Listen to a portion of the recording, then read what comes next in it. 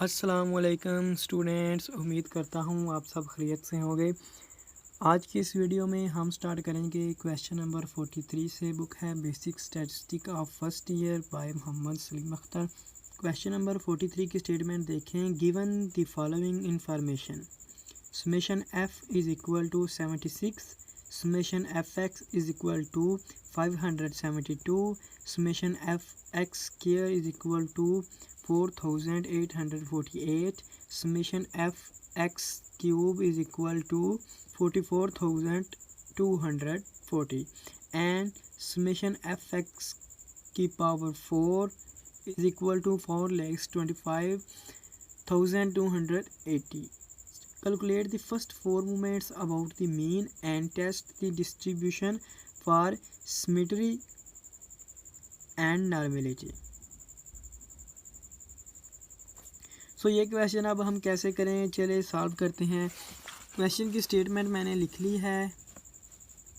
अब इसका सलूशन देख लें ज़रा कि सबसे पहले हमने जो उन्होंने डाटा हमें दिया था वो मैंने ऊपर लिख लिया है। सॉल्यूशन में हमने लिखना है movements about the zero are. उसने हमें कहा था find the first movements about the mean. पहले हम movement about the zero find करेंगे या मूवमेंट्स अबाउट द ओरिजिन। उसके बाद इससे हम movements about the mean find करेंगे। सबसे पहले मैं M1 लिखा, जिसका मतलब है movements, first movement about the zero. Summation f x over summation F, ये फार्मूला पढ़ चुके हैं क्वेश्चन नंबर 41 और 42 में।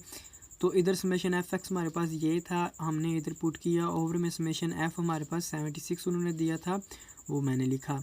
डिवाइड किया तो 7.53 आ गया।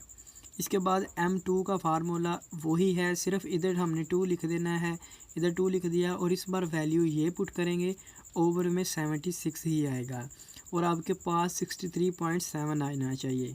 जब आप 3 के लिए निकालेंगे तो इधर क्यूब आ जाएगा और वैल्यू इस बार ये वाली लगाएंगे, ओवर में 76 ही बनेगा, लेकिन आपका आंसर 582.11 आना चाहिए।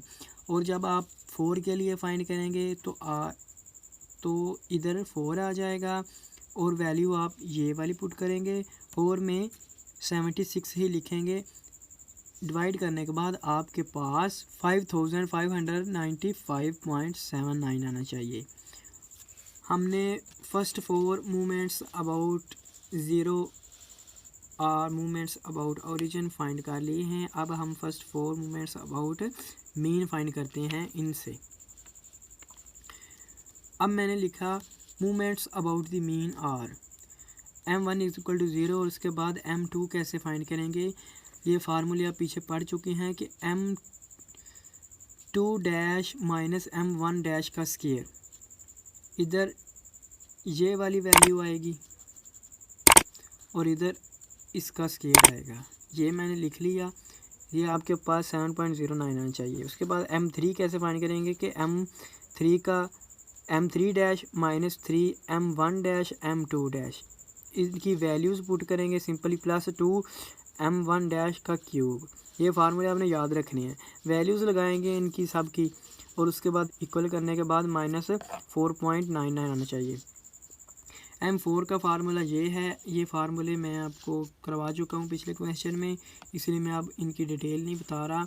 तो आप सिंपली वैल्यूज़ पुट करेंगे इधर, ये इनमें सारी वैल्यूज़ पुट करने के बाद आपके पास 119.36 आना चाहिए। अगर नहीं आता तो आपका क्वेश्चन, आपकी कैलकुलेशन गलत है। उसके बाद हम B1 एंड B2 फाइंड करेंगे। ये मैंने आपको बताया था कि ये रेशोज़ होती हैं। ये जो B1 होता है ये इक्वल होता है M3 का स्क्वायर और ओवर में M2 का क्यूब। तो M3 हमारे पास है, ये M3 किधर गया, M3 ये है माइनस 4.99, तो इसका स्क्वायर आ गया इधर। और M2 क्या है, M2 हमारे पास है 7.09, इसका क्यूब नीचे ले लिया। इक्वल करने के बाद आपके पास 0.09 आना चाहिए। अब B2 आप देखें कि B2 is equal to M4 over M2 का स्क्वायर। M4 हमारे पास 119.36 आया था और M2 हम जानते हैं हमारे पास 7.09 है। इसका स्केल ले लिया नीचे, डिवाइड करने के बाद आपके पास 2.37 आना चाहिए। अब B1 और B2 भी हमने फाइंड कर लिए। अब उसने एक चीज़ और कहा था, ये देखें ज़रा question number 43, calculate the first movements about the mean, ये तो हमने फाइंड कर ली, and test the distribution for symmetry and normality. अब हमने B1 और B2 को टेस्ट करना है कि ये कौन सी डिस्ट्रीब्यूशन बन रही है, तो वो कैसे करेंगे।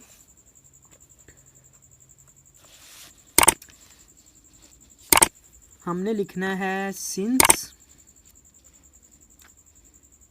The value of B1 is not equal to 0, क्योंकि B हमारे पास 0.07 आया है तो ये 0 के इक्वल नहीं है, एंड B2 लेस देन 3, जो कि हमारे पास 2.37 आया है तो ये 3 से लेस देन है।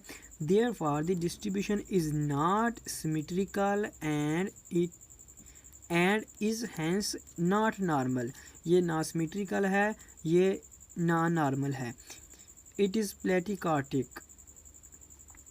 कि ये डिस्ट्रीब्यूशन प्लेटिकार्टिक है, ये ना नॉर्मल है और ना ही वो सिमेट्रिकल है। अगर B1 इज़ इक्वल टू 0 आ जाता तो ये सिमेट्रिकल हो जानी थी। सो इट इज़ प्लेटिकार्टिक, ये प्लेटिकार्टिक डिस्ट्रीब्यूशन है।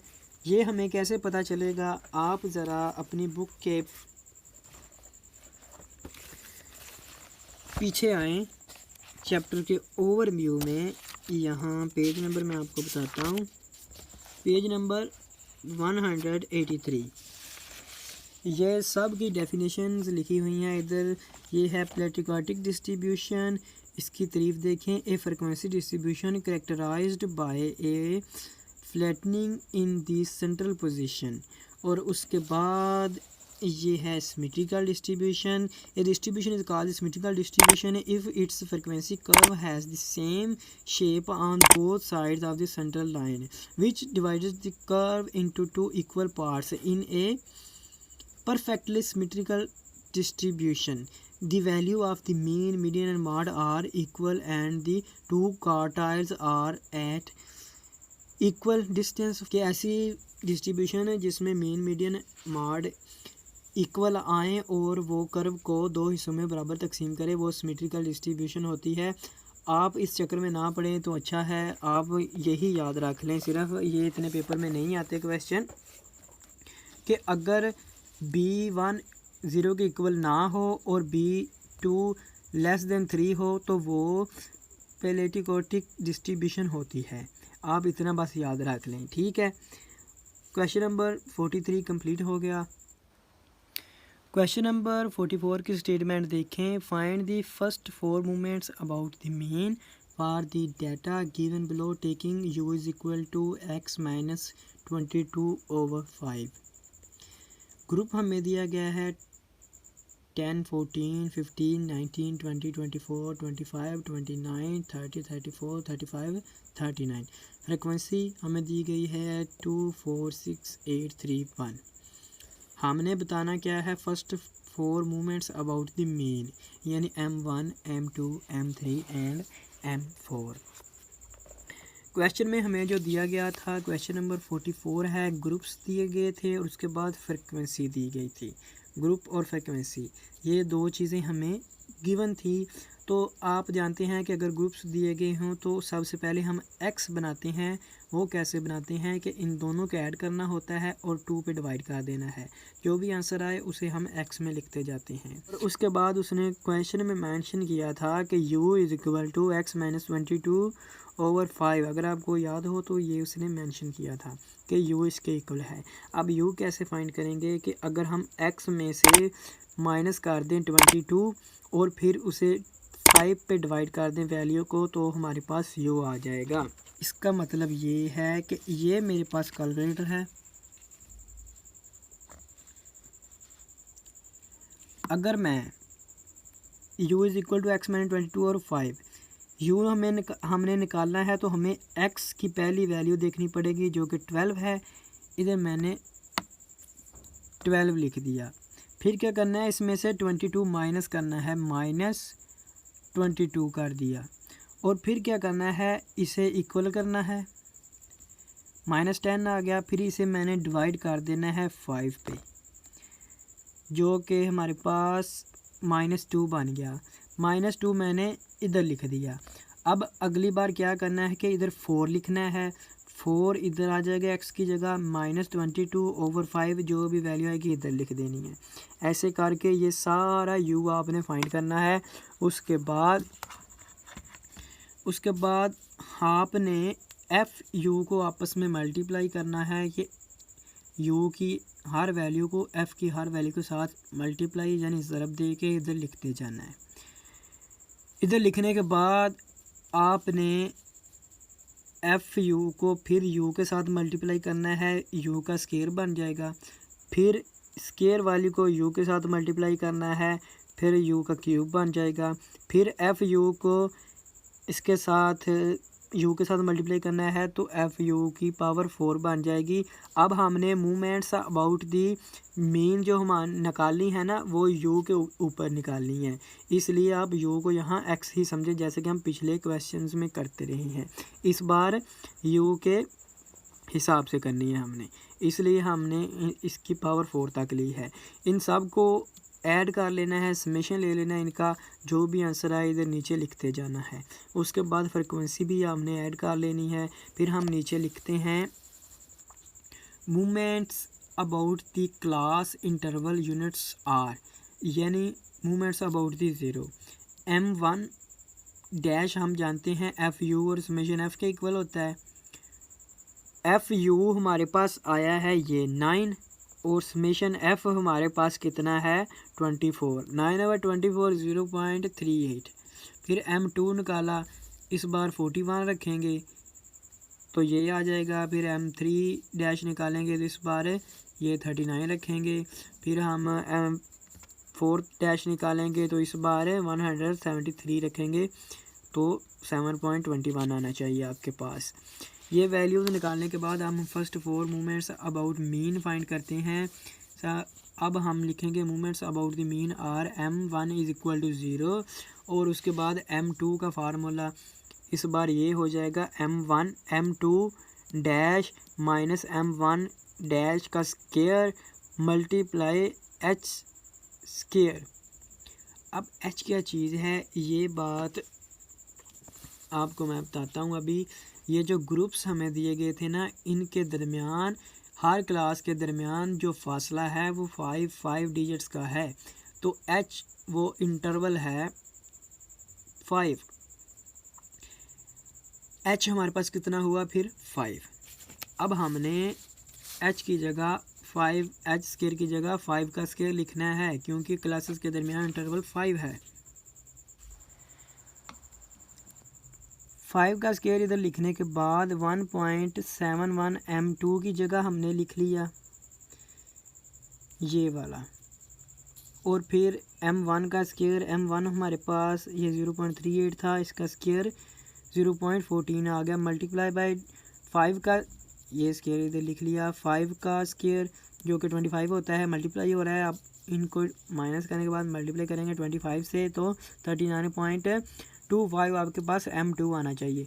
जब हम m3 निकालेंगे तो बाकी फार्मूला सब वैसे ही है, लेकिन इधर इस बार h3 आ जाएगा, बाकी फार्मूला वैसे ही है। और फिर जब m4 निकालेंगे तो फार्मूला वही है, लेकिन इधर h इंटरवल की पावर 4 आ जाएगी। आप सॉल्व करेंगे तो आंसर आपका ये आना चाहिए। तो इतना ही क्वेश्चन है, ये क्वेश्चन नंबर 44 भी हो गया है। उम्मीद करता हूँ आपको ये लेक्चर बहुत ही अच्छा लगा होगा। मैंने हर पॉइंट बहुत ही डिटेल के साथ बयान किया है। अगर फिर भी मेरे बोलने में कहीं मिस्टेक हो गई है या लिखने में कहीं मिस्टेक हो गई है तो मैं उसके लिए माफ़ी चाहता हूँ। दुआओं में याद रखिएगा। खुदा हाफिज़। Thank you for watching.